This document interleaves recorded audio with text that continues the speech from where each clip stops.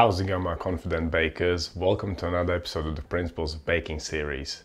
In today's video, we'll find out if it's actually necessary to preheat the oven before baking. So let's get in the kitchen and see how it goes. Right from the beginning of my bread baking journey, I was taught to bake bread in a preheated oven. I was instructed to preheat the oven for at least 30 to 45 minutes before placing the loaf inside for baking.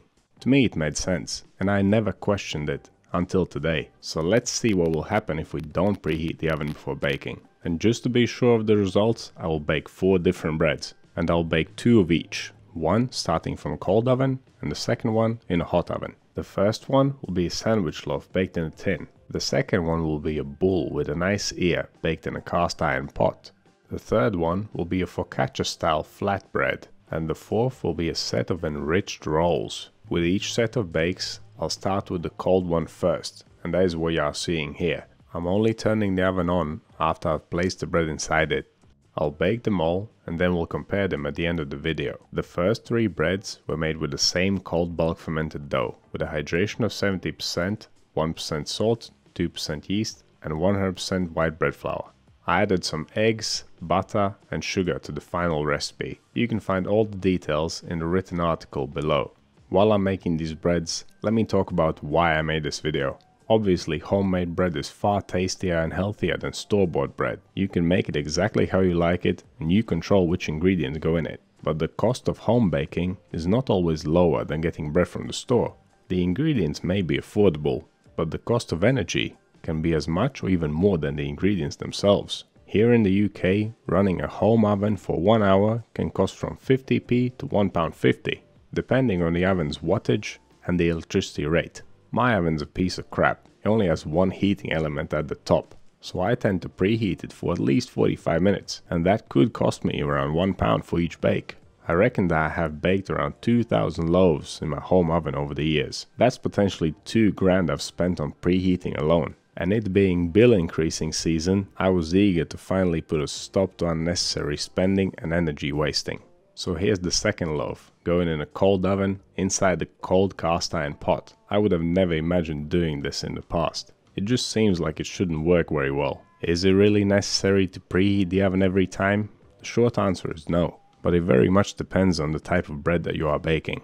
A medium to large size loaf, which takes at least 30 minutes to bake, can easily be baked from a cold oven. While the bread is sitting in the oven as it is warming up to baking temperature, it rises and expands as the yeast becomes more active until the point at which it ceases to ferment, which happens when the internal temperature of the loaf reaches around 50 degrees Celsius or 122 degrees Fahrenheit. By that time, the oven could be already hot enough to start browning the crust. It is only in the final third of the baking time when the characteristics of the crust get fully developed. In fact, we always try to prolong the time until the crust becomes completely dry, don't we? We spray the dough with water, we steam the oven chamber, we even cover the bread like we do with the cast iron pot here. It only makes sense that baking from a cold oven should be quite effective. But when does this method not work? Depending on the oven, it may take at least 20 to 30 minutes to get up to temperature. Baking very small rolls or even flatbreads may take less time than that, so there could be a risk of drying those breads out too much before the crust is finished baking. Breads like pita or pizza could not be baked this way. Slow heating is good for gradually raising the dough and browning the crust. Some breads, however, require a burst of heat right at the beginning of the bake to achieve a good oven spring. The aforementioned pita and pizza definitely benefit from a super hot bake, and baguettes also puff up a lot better in a screaming hot oven. But when it comes to the cold oven method, those are the outliers. Most other breads obviously can be baked from a cold oven. We are already on our 3rd bake, and it's going really well so far. I will explain the method I use for each bread now. As I mentioned earlier, the first 3 breads, the pan loaf, the loaf with the ear, and this focaccia type bread, were made with the same dough. I mixed up a big batch of dough and cold fermented it for 24 hours in the fridge. I only folded the dough once after it had been in the fridge for 30 minutes. And on the next day, I divided it into 6 pieces, 2 for each bread. For the pan loaf, I did the pre-shape, 30-minute rest, and then final shape. The final proof took 4 hours, as my kitchen was quite cold. It was baked at 180 degrees Celsius, 355 Fahrenheit, fan on. The cold oven loaf took slightly longer to bake, at 40 minutes, versus the 35 minutes for the other one. The batards, baked in the cast iron pot, had slightly different timings. I gave it a 90-minute rest after the pre-shape, and a 90-minute final proof after final shaping. I did this because I wanted to shorten the final proofing time in order to preserve tension in the dough for a better oven spring. The batards were baked at 220 degrees Celsius or 430 degrees Fahrenheit fan on. They were baked for the same amount of time, 30 minutes with the lid on and then another 8 minutes without the lid. The focaccia was shaped right from the fridge and proofed for 4 hours. It was baked at 200 degrees Celsius or 390 Fahrenheit fan on. The one baked in the cold oven took 25 minutes and the other one took 20 minutes. Finally, the enriched dough was shaped and proofed for 4 hours and baked at 170 degrees Celsius, 340 Fahrenheit fan on. The cold oven version took 25 minutes and the hot one took 20 minutes to bake. And for all of them, whilst the first batch was baking, I kept the other one in the fridge to prevent it from overproofing. And here we are. We have 4 successful bakes, starting with the sandwich loaf baked in a tin. The one on the left was baked in a cold oven, the one on the right was baked in a hot oven. I don't think I would be able to tell if I didn't know. The rise, the shape, the color, it all looks pretty much the same.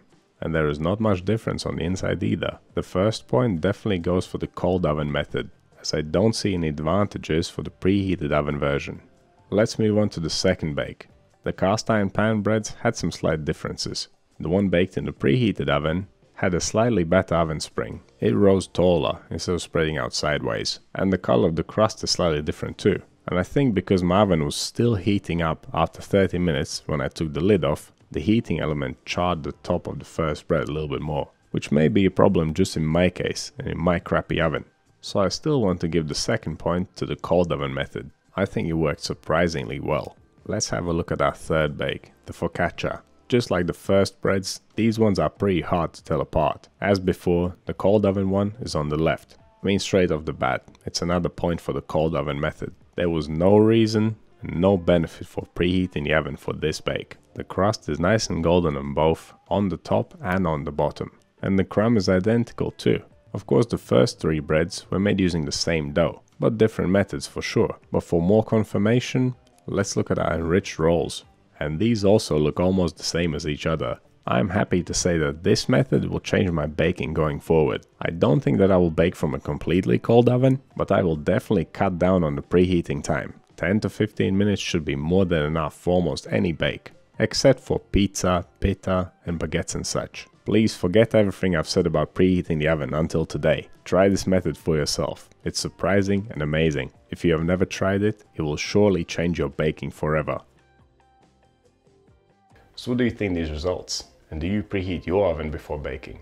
Let me know down in the comments. If you want to see more videos like this one, click over here. Subscribe to the channel, click right here. That's all I have for you today. Thank you so much for watching. I'll see you in the next one.